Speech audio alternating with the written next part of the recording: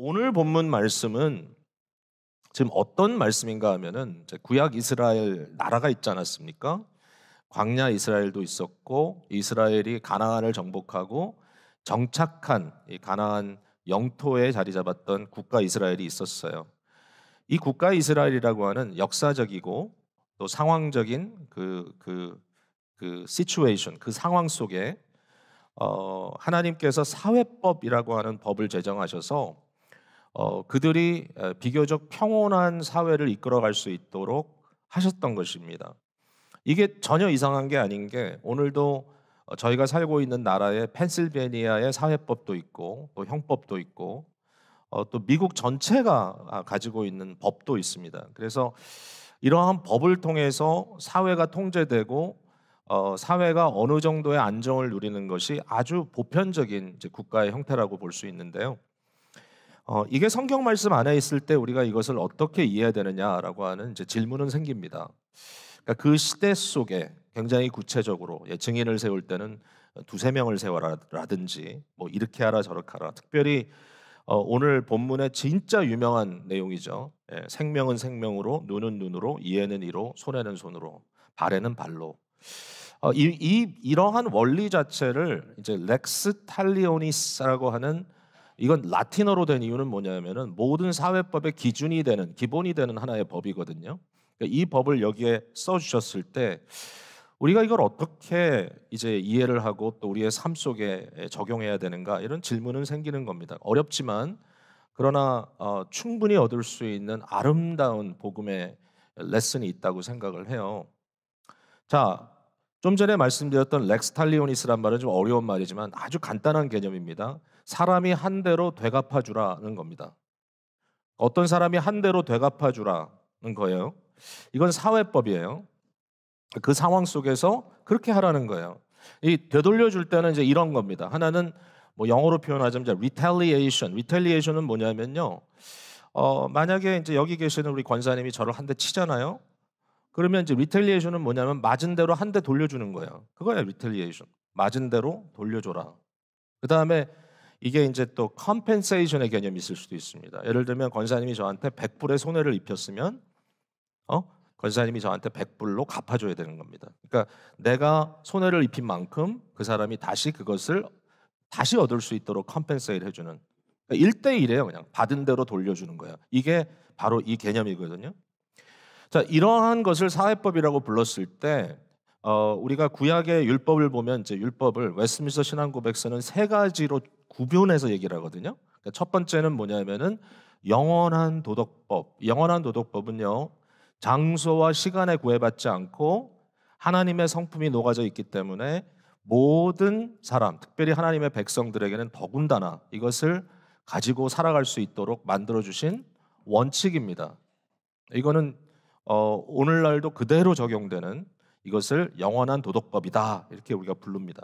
근데 영원한 도덕법에서부터 흘러나오는 그걸 근거로 하는 시대적인 법이 있습니다. 그 사회에 적용되는 법, 이것을 사회법이라고 부르고요.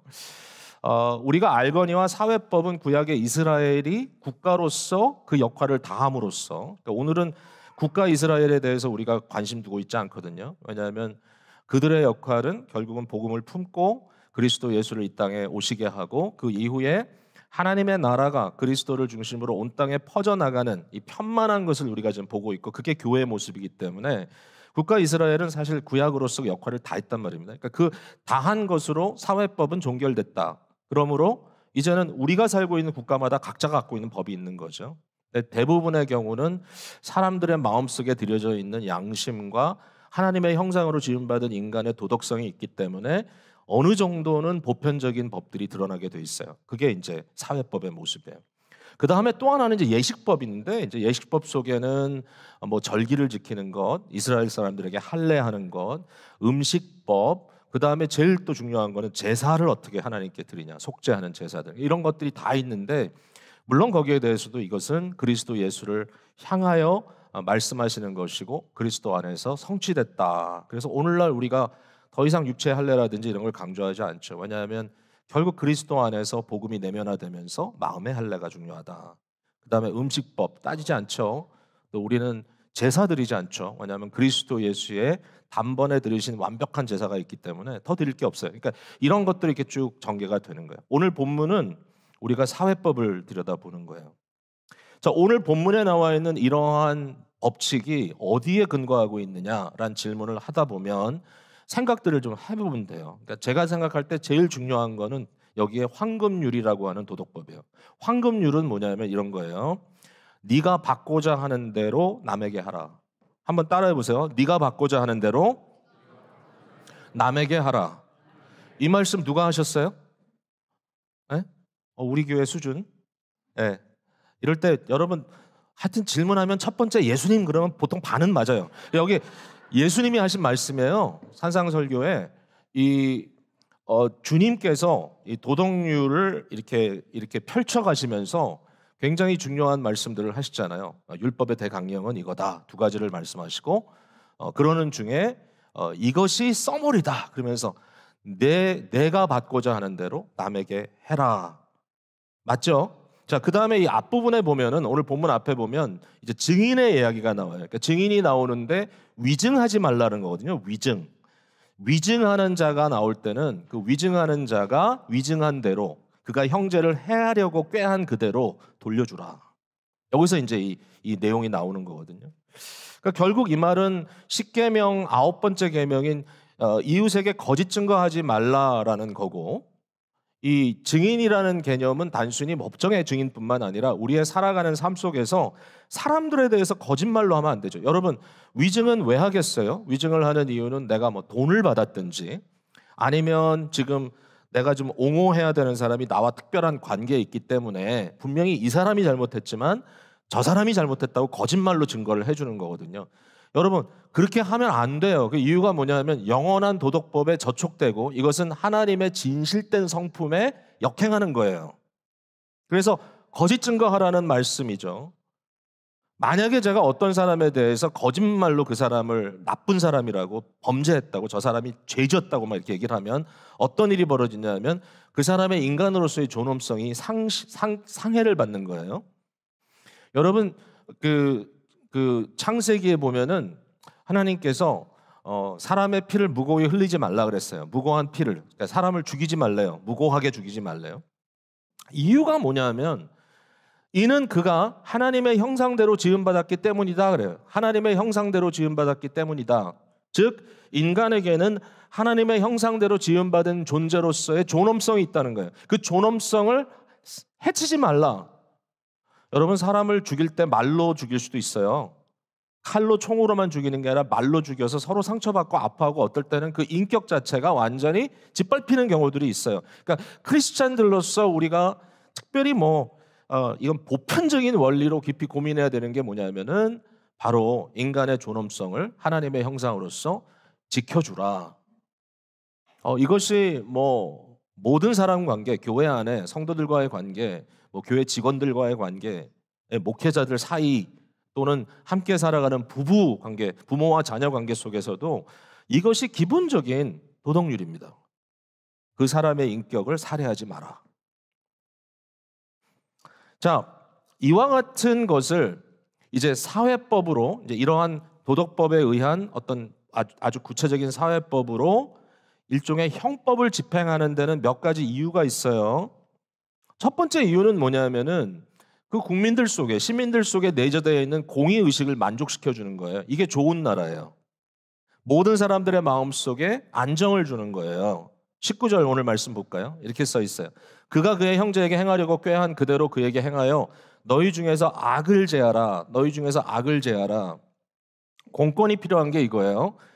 모든 사람들이 신뢰할 만한 공의로운 환경을 조성해 주지 않으면 사람들은 살 수가 없어요.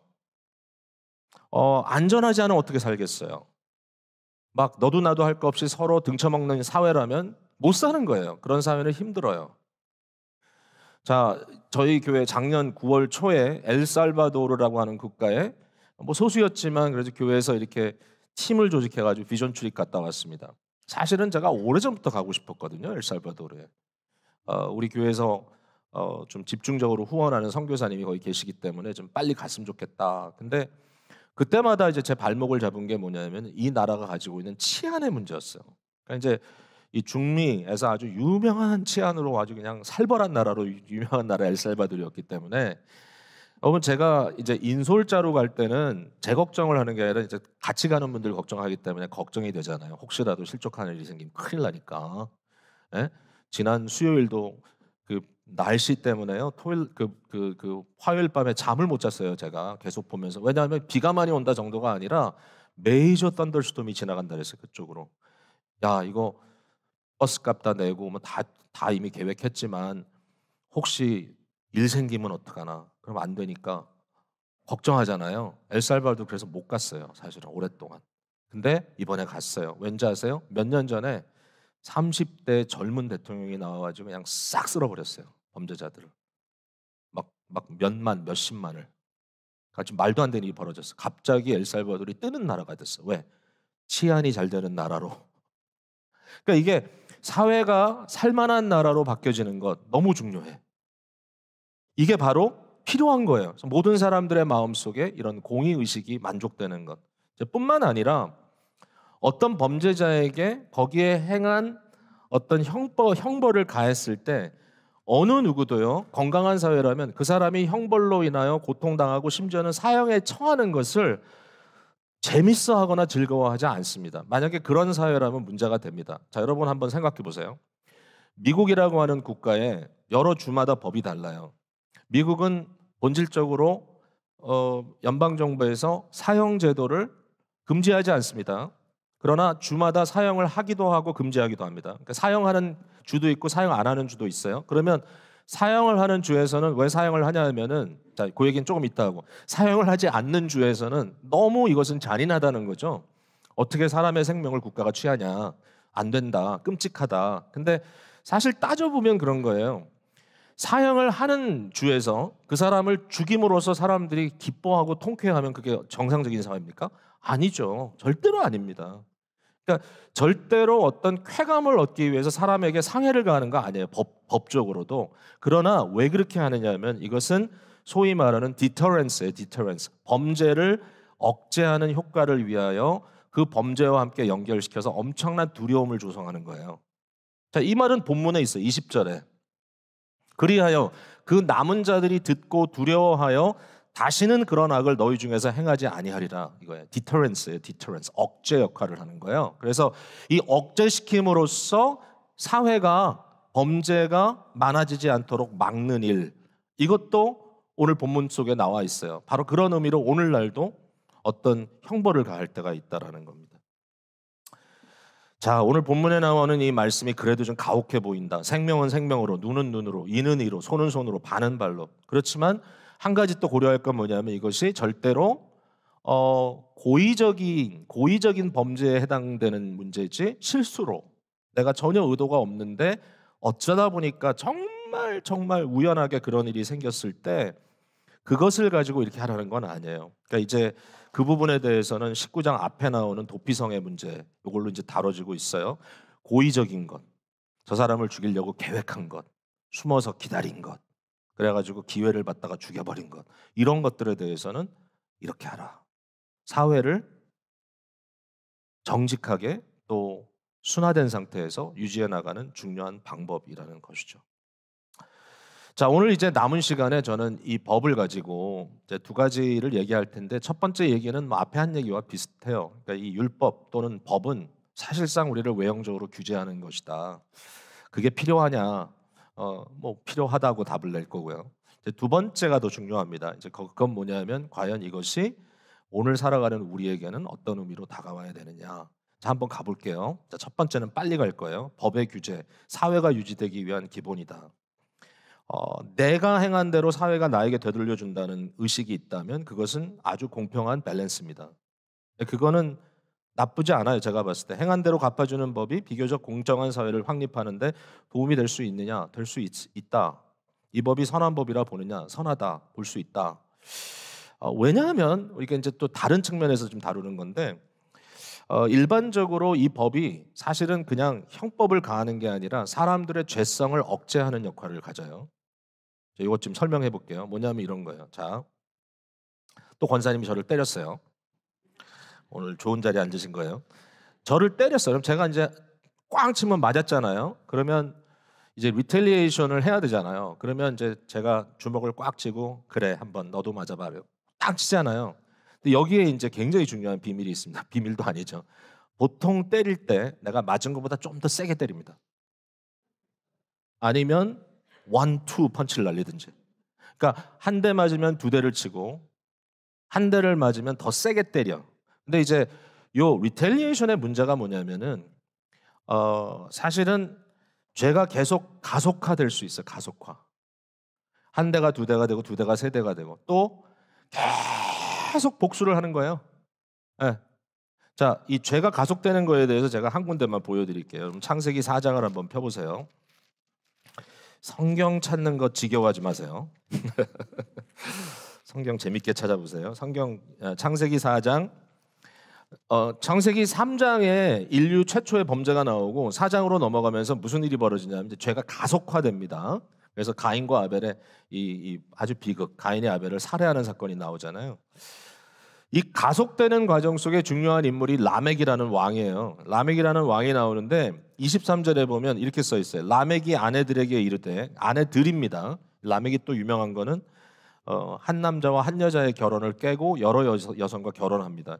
자기가 힘이 있기 때문에 그래요. 이 사람은 왕이에요. 아다와 실라여 내 목소리를 들으라. 라멕의 아내들이여 내 말을 들으라. 이게 뭐냐면은 뻐기는 거예요. 야 와서 들어. 나 이렇게 했어.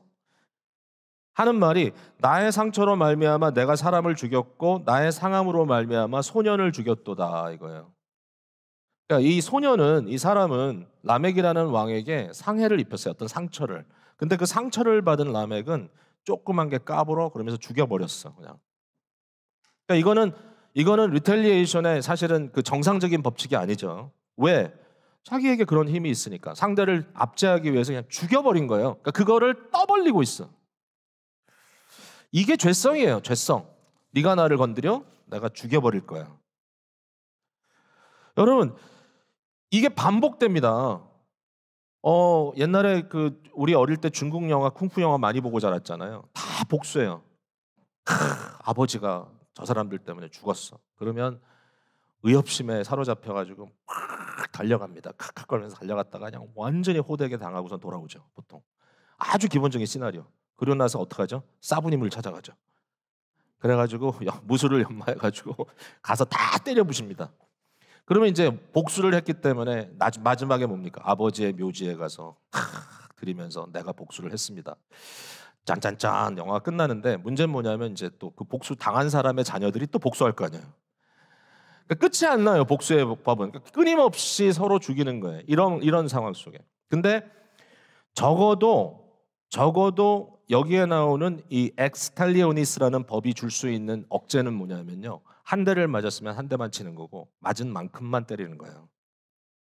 그러니까 이것도 사회를 이렇게 법적으로 제재하면서 이 죄가 이 잘못된 이런 범죄들이 가증되지 않도록 도와주는 굉장히 중요한 역할을 할 수 있다라는 겁니다. 자, 이게 그러면 우리는 어떻게 해야 되냐?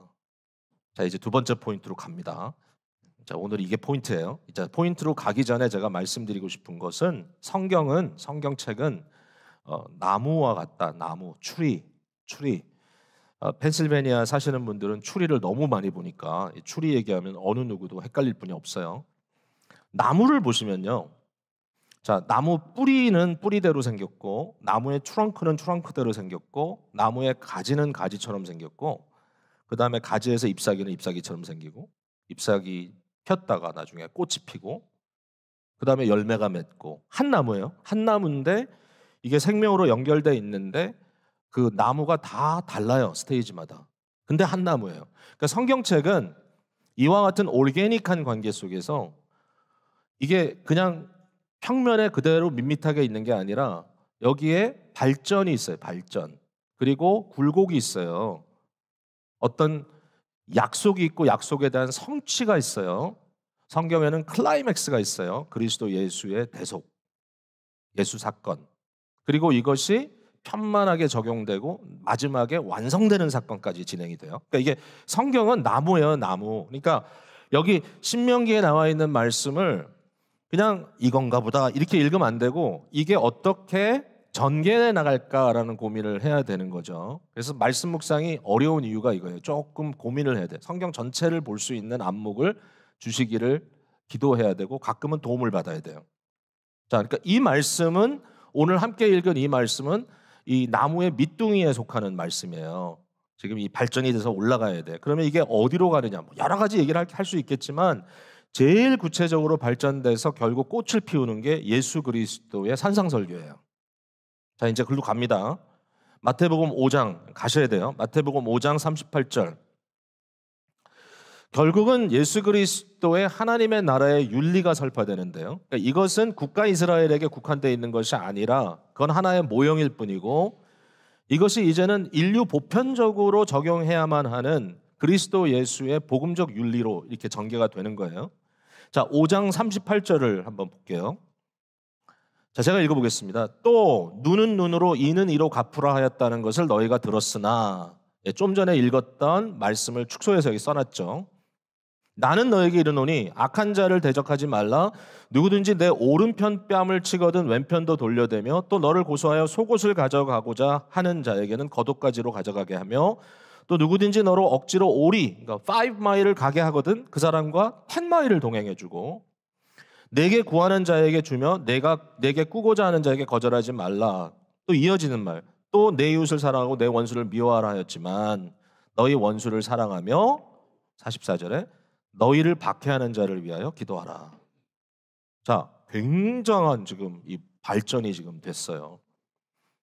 이것은 일반적인 사회 속에서 이렇게 다 하려는 거라기보단 사회는 사회법이 존재해야 되고 그 사회법을 통해서 인간이 외형적으로 통제돼야 돼. 외형적인 통제가 필요해. 그러나 하나님의 나라는 외형적인 통제의 범인줄을 넘어가야 돼. 하나님의 나라는 훨씬 더 깊은 역사가 일어나야 돼. 그게 복음의 역사예요. 자, 제가 설명하고 싶어요, 이것을. 우리가 구약의 율법을 옛 언약이라고 부르고 예수 그리스도의 하나님 나라 복음을 새 언약이라고 불러요. 이건 새 언약이에요. 이제 옛 언약을 받고 새로운 언약을 받어요. 근데 여기에는 뭐라고 써 있냐면은 만약에 누가 너의 오른뺨을 치거든 왼뺨을 대라 그랬어요. 자, 이 말을 어떻게 이해해야 됩니까, 여러분? 자, 기본적으로 이 말을 이해할 때 우리는 이게 그냥 느닷없는 말이 아니라 앞서 말했던 신명기 19장에 있는 말씀을 전제한다는 걸 이해해야 돼요. 렉스 탈리오니스가 즉 네가 한 대로 되돌려주겠다라고 하는 법칙이 존재하지 않으면 이거는 안 돼요. 성립이 안 돼요. 왜? 예수님이 이렇게 말씀하셨을 때 우린 놀라야 돼요. 와, 왜요? 질문해야 돼요. 왜? 정상적인 기대는 뭡니까? 한 대 맞으면 한 대 돌려줘라. 이걸 전제하는 거예요. 그거 없는 게 아니에요. 그게 전제되어 있어야 돼. 그러면 자, 권사님이 제 오른뺨을 쳤어요. 점점 사태가 심각해져요. 그러면 이제 제가 권사님한테 어떻게 해야 되겠어요? 예수님 말씀대로 하려면. 에? 그러면 이렇게 여러분 이렇게 할 거예요. 예수님의 말씀을 지켜야 돼. 누가 한 대 쳤어. 그러면 가만히 있어. 지켜야 돼. 그러면서 쫙 돌아서 가지고 그래 쳐봐 이렇게 하죠. 보통 사람은 그렇게 합니다. 예수님의 말씀을 갑자기 좀 너무 격해졌는데 쳐봐 그러면 상대가 어떻게 하지? 약간 주춤해지다가 어떻게 하죠? 그래 치려면 못 칠 것 같아? 그러면서 싸웁니다. 근데 이제 여기에 문제점은 뭐냐면은 쳐봐 이거는 뭐냐면은 예수님의 말씀을 이용해서 상대를 공격하는 거죠. 그러니까 그건 아니에요. 그러면 뭐냐 이게 도대체? 말이 안 되잖아요. 이렇게 돌려대면 어떤 일이 벌어질까? 저 사람 마음에 그래 돌려대 때리기 쉬워졌네. 딱 때리면 안 되는 겁니다. 왜냐하면 딱 쳤는데 나는 벌써 그 다음에 뭐죠? 방어타생 방어를 하고 있는데 갑자기 그 사람이 이렇게 날라오질 않고 얼굴을 돌려대. 그러면 잘 됐네 이게 아니라 오? 이건 뭐지? 이렇게 돼야 되는 거죠. 그게 뭐예요? 마음을 공격하는 겁니다. 마음을. 잘 생각해 보세요. 이게 왜 복음인지. 원수에게도 사랑을 베풀라라는 말씀이 참 이게 좀 이해가 안 돼요. 근데 이 말씀을 사도 바울이 그대로 갖다 적용합니다. 자, 한번 갖다 볼게요. 이제 가서 볼게요. 로마서 12장으로 이제 가야 됩니다. 마지막이에요. 로마서 12장.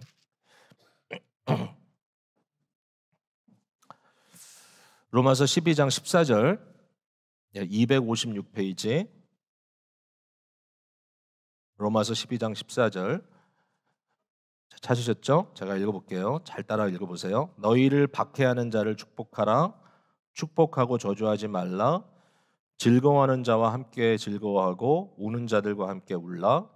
서로 마음을 같이하며 높은 데 마음을 두지 말고 도리어 낮은 데 처하며 스스로 지혜 있는 채 하지 말라. 아무에게도 악을 악으로 갚지 말고 모든 사람 앞에서 선한 일을 도모하라.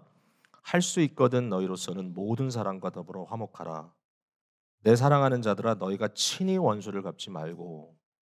이게 굉장히 중요한 대목이긴 해요. 이거 제가 잠깐 하이라이트를 하자면 우리가 오른뺨을 맞았는데 거기에 1대1로 돌려주지 않을 수 있는 유일한 이유는 뭐죠? 하나님의 공의를 믿는 거예요. 내가 그것을 직접 행하지 않아도 하나님은 갚아주시겠다. 그렇죠? 그래서 친히 원수를 갚지 말고 하나님의 진노하심에 맡기라 기록되었을 때 원수 갚는 것이 내게 있으니 내가 갚으리라고 주께서 말씀하시니라. 네 원수가 줄이거든 먹이고 목마르거든 마시게 하라. 그리함으로 네가 숯불을 그의 머리에 쌓아 놓으리라. 이 말씀은요.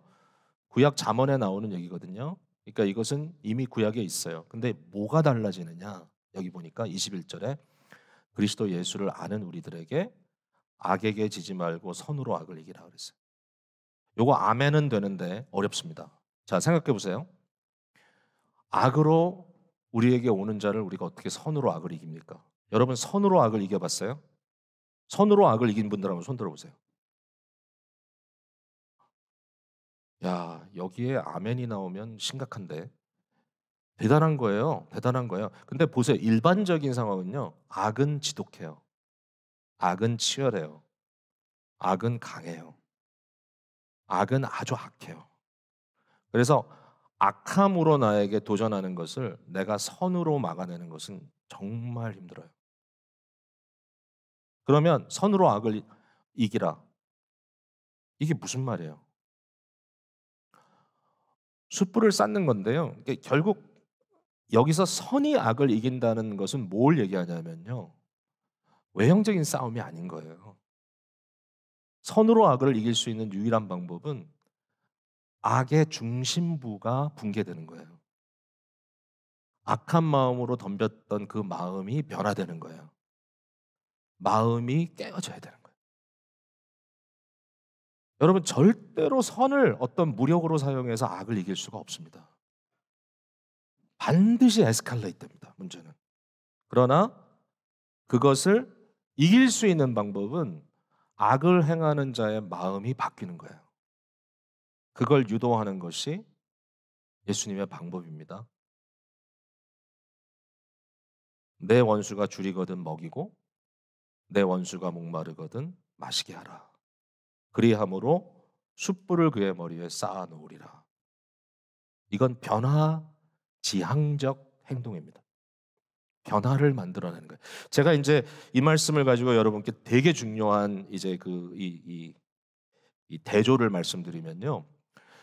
구약의 율법도 그렇지만 이제 사회법이 그렇지만 대다수의 사회법은 외형적 적용입니다. 그러니까 외적으로 강압적으로 그것을 하게 함으로써 그 사람들이 통제되는 거죠.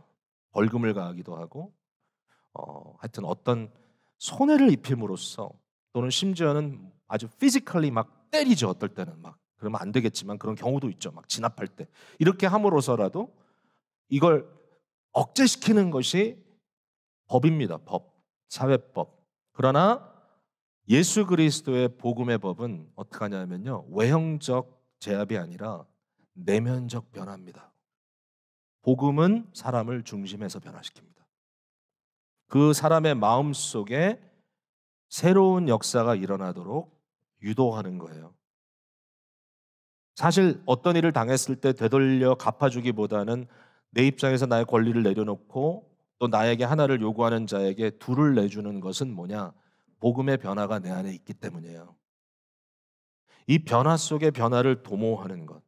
그러니까 선과 악의 싸움에서 선으로 악을 이기는 싸움은 다른 싸움이 아니에요. 내가 어떤 일을 당하고 있는 그 관계 속에서도 사실 이건 진짜 힘든 일이에요. 상대가 나를 공격할 때 뭔지 몰라도 내가 굉장히 마음속에 평안을 잃을 때 어려운 순간인데 사실은 그 순간에 유일하게 나에게 힘이 될 수 있는 것은 순간적으로나마 기도하는 거예요.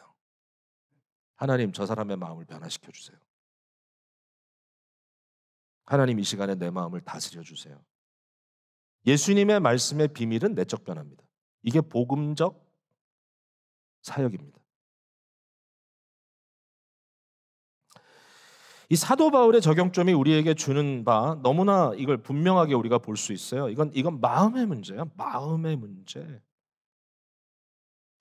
소유리 문답 31번을 지난 금요일에 나눴어요.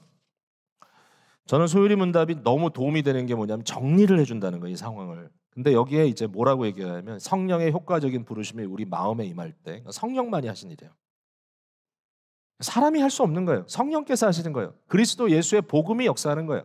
그 성령께서 우리 마음속에 있을 때 어떤 심령의 변화가 이끌어지느냐 하면 첫 번째 뭐냐면 성령께서 우리 마음속에 죄를 깊이 깨닫고 뉘우치게 하신다는 거예요. 악을 행하기 위해서 주먹을 굳게 쥔 사람이 어떻게 그 사람을 선으로 이기겠어요? 성령께서 그 마음을 역사하시사, 뭐 성령의 구원의 역사도 있지만 보편적 역사도 있을 수 있으니까 그 사람의 양심을 일깨우고 그 사람의 내적 어떤 그 윤리적 의식을 일깨우는 그러한 역사들도 있어요. 아울러 물론 제일 중요한 거는 구원의 역사겠죠. 그 구원의 역사가 그 사람의 마음속에 죄를 깨닫고 그 죄를 뉘우치게 만드는 것. 그러므로 더 이상 그 악을 저지르지 않도록 그의 마음속에 자기가 하고 있었던 일, 자기가 지금 너무나 당연하다고 생각하고 했던 그 모든 것들이 너무나 치졸하고 더럽고 추하다. 예? 사람들 막 사기치고 막 시도 때도 없이 돌아다니면서 두들겨 패고 막 투덜투덜거리고 막 자기 교만 떨고 이러던 사람이 너무 당연하다고 막 좌충우돌하고 다녔는데 어느 순간에 그 마음속에 성령의 은혜가 임할 때 어떤 일이 벌어집니까? 그 마음속에 내가 한 모든 행동이 너무 한심해 보이는 거예요. 그 한심해 보일 때 어떡하죠? 우리의 반응이 한국 분들은 좀 격하잖아요. 예? 부흥의 역사가 일어날 때 사람들은 바닥에서 딸딸 구릅니다. 딸딸 굴어. 내가 너무 창피하고 너무 자신을 볼 수조차 없는 너무너무 마음이 아파서 땅을 치고 눈물 펑펑 흘리면서 회개합니다. 그걸 누가 해요? 그리스도의 영이 하십니다. 그 다음에 뭐냐면 거기서 끝나면 뭐가 되죠? 거기서 끝나면 가룟 유다 신드롬이 됩니다. 뭐예요? 목매달아 죽습니다. 자기의 절망 속에. 우리 그런 마음 있죠. 막 우울하고 나는 이제 구제불능인가 봐. 그게 아니라 성령의 역사는 그 다음에 여러분의 눈을 들어 그리스도 예수를 바라보게 합니다. 거기에는 용서와 회복과 새롭게 하는 은혜가 발견되는 거예요. 그 다음에 세 번째는 뭐냐면 우리의 의지를 새롭게 하여 행동으로 옮기게 한다. 여러분 이런 거예요. 내가 하던 것들이 추해 보이고 그리스도 예수 안에서 새롭게 되고 새롭게 된 내가 은혜를 덧입어서 과거에는 도저히 다가갈 수 없었던 대상에게 가서 화해하고 용서를 구하고 내가 했던 어떤 것들이 상대에게 해를 입혔다면 되돌려주고 우리의 삶에 그리스도 예수를 따르는 의지적 변화가 경험되는 겁니다. 이게 구원입니다. 구원. 이게 구원이에요. 성령의 효과적 부르심을 통하여 죄가 죄로 회개되고 그리스도 예수의 용납과 용서가 이해되고 그것을 나의 삶으로 그리스도를 쫓아가는 이 일이 벌어지는 게 구원이에요. 여러분 우리가 구원을 좀 이상하게 아는 경우가 많았어요. 예전에는 이게 다 초기니까 신앙의 초기니까 구원의 확신을 드라이브 해가지고 사람들을 결신시키는 게 목적이었어요. 5분 동안 사형리 막 전해가지고 구원받은 거 믿습니까? 그러면은 뭐 그렇다니까 네 그러면 결신자 리스트 만들어가지고 교회에서 전도상 받고 막 그랬어요. 우리가. 근데 문제가 뭐냐면 그런 형태의 개념적 구원의 확신은 사실은 구원은 아닙니다. 그건 그냥 개념이죠. 구원은 우리의 실제적 변화와 나의 삶 속에 이루어지는 성령으로 인한 내적 변화예요, 변화. 어떤 경우에는 이 구원을 그냥 내가 입으로 고백만 하면 되는데 자꾸 입으로 고백만 하도록 유도합니다. 따라하세요, 따라하세요. 근데 여러분, 예수님이 얼마나 많이 얘기했어요. 나에게 주여 주여 하는 자들이 다 하나님 나라에 들어갈 것이 아니다. 주여 주여 한다고 하나님 나라에 들어갈 것이 아니다. 오직 아버지의 뜻대로, 하나님의 뜻대로 행하는 자라야 하나님 나라에 들어간다. 이 말을 딱 받는 순간, 그러면 행위 구원이네? 행위를 해야 구원을 받네? 아니요. 그런 말이 사실은 아니고요. 이게 이제 말씀을 좀 더 조직 신학적으로 앞뒤 좌우를 맞춰보면 그 말이 뭐냐면, 사람이 어떻게 행합니까? 사람이 어떻게 변하나요? 심령의 성령의 변화의 역사가 일어나야만 행동이 바뀝니다. 그러니까 말로 주여 주여 주여 주여, 여러분 이게 다 경험해 보셨을 거예요. 주여 주여, 저도 주여 주여 많이 합니다. 기도하다가 주여 주여 자꾸 나와요. 근데 뭐 그게 나쁜 건 아니겠지만 어떨 때는 기도도 아니에요. 그냥 피곤해요. 그냥 피곤하니까 주여 주여 주여 주여 나와요. 근데 그게 꼭 내 마음의 어떤 생각을 전달하는 거 아니에요. 그냥 주여 주여. 그러니까 그게 나를 구원하는 거 아니에요? 뭐가 나를 구원하죠? 성령의 내면적 역사가 나를 변화시키는 것으로. 이건 진짜 은혜죠. 성령의 비밀적인 역사가 나를 바꿔가는 거예요. 오늘 아직 나는 믿음도 없어. 나는 예수도 믿지 않아. 오늘 이 시간에 여러분께 그냥 한 가지만 부탁드릴게요. 이 말이 들리거든. 이 말이 들리거든. 그냥 이렇게 기도해요. 주님, 모르겠습니다. 마음을 내가 그래도 좀 열랍니다. 성령님께서 내 안에서 역사해 주세요. 이것만 기도하세요. 그 나머지는 하나님께서 하시는 거니까 저도 뭐라고 못하겠어요. 이렇게 변화되어 가는 것, 이것이 구원이다. 구원이에요, 이게. 구원을 무슨 뭐 개념적으로 받고 뭐 죽으면 장례식 할 때 그래도 나 천당 갔다고 얘기해 주겠지. 그게 구원이 아니라, 구원은 총체적인, 그게 내 심령에서부터 일어납니다. 자, 말씀을 적용하고 끝낼게요. 제가 지난 한 주간을 살면서도 어, 제 자신의 모습을 좀 들여다볼 수 있는 순간들이 있었습니다. 어떤 상황 속에서 막 화가 나요. 막 화가 나. 사람들에 대해서도 화가 나는 것 같고, 그 상황에서 이제 막 화가 나는데, 왜 화가 날까라는 것을 이제 내가 화가 나는 동안에는 잘 이해가 안 되는데, 막 고민을 하면서 이게 뭐지? 뭐 이러면은 이제 생각이 나는 거죠.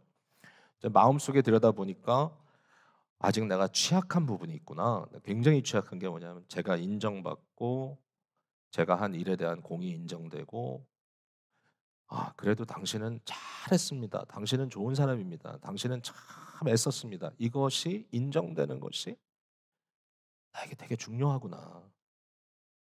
이제 그게 약간 아닌 것 같을 때 팽 돌아가는 거 있잖아요.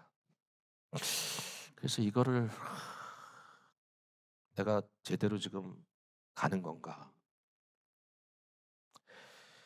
어, 예수님도 화를 냈어요. 근데 예수님도 화를 냈는데 그 화가 뭘까? 오늘 말씀 속에 할 수 있거든 너희로서는 모든 사람과 더불어 화목하라. 화목하라는 명령.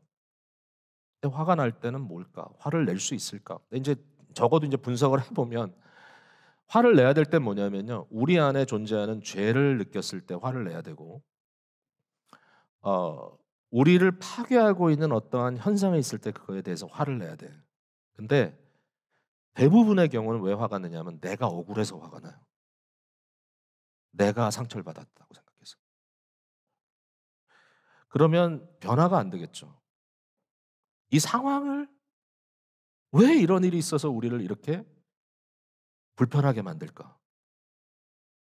그런 건 이제 만들어 간다는 게 쉽지 않겠지만, 그러므로 신앙의 성숙이라는 건 뭐냐면 시간이 갈수록 그 아주 스플릿 세컨, 순간순간에 그러한 상황들이 전개될 때 기도하는 마음을 품게 된다면, 주여, 느헤미야처럼 one second prayer, 주여 역사하여 주옵소서. 내 마음을 다스려 주옵소서. 입으로 안 해도 외형적인 법은 끝까지 옳고 그름을 따지고 어떤 외형적인 법이나 제도를 통해서 나를 압제하고 상대를 압제하려고 제압하려고 하지만 그것보다 더 위대한 일은 우리 속에 성령의 역사로 말미암아 우리가 다 같이 변화되는 겁니다. 내적으로 그리스도를 닮아가는 것. 여러분 바울 사도가 이야기한 대로 법은 법조항은 레럴은 글자는 죽입니다. 그러나 성령은 살리는 영입니다. 오늘 이 자리에 계신 여러분들 중에 관계가 깨졌고 그 관계가 깨짐으로 인하여 오랫동안 마음속에 분노와 상처를 품고 계신 분들이 계실지 모르겠어요. 제가 이렇게 얘기하면 어떤 분들은 내 얘기 들었나 보다. 예, 들었습니다. 아니요.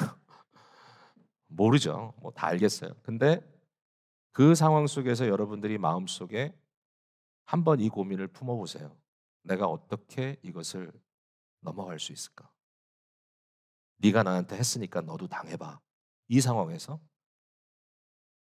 저렇게 내가 해서 당함을 입었지만 어떻게 하면 저 사람을 변화시키고 우리가 화해할 수 있을까?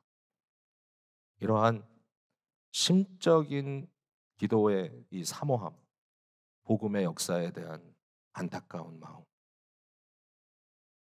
함께 울어주는 마음, 함께 기뻐하는 마음, 진정 내가 별로 안 좋아하는 사람이라도 어떤 이유에든지 그 사람의 행복이 내게 즐거워지는 마음, 뭐가 변화되는 거잖아요, 이게.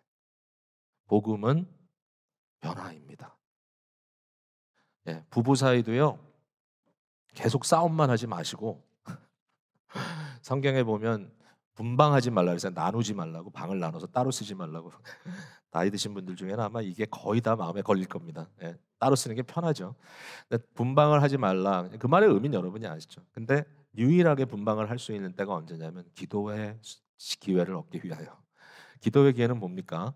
상대가 변화되도록 기도하는 겁니다. 그러니까 기도하는 시간, 기도하는 것이 필요하다. 그래서 변화의 체험을 이어가는, 여러분 단순히 법의 규제가 아니라, 그러므로 단순히 시켜서 하는 것이 아니라 그리스도 예수의 복음의 역사 때문에 우리가 자발적으로 변화되어 나가는 모습을 체험하는 여러분 됐으면 좋겠습니다.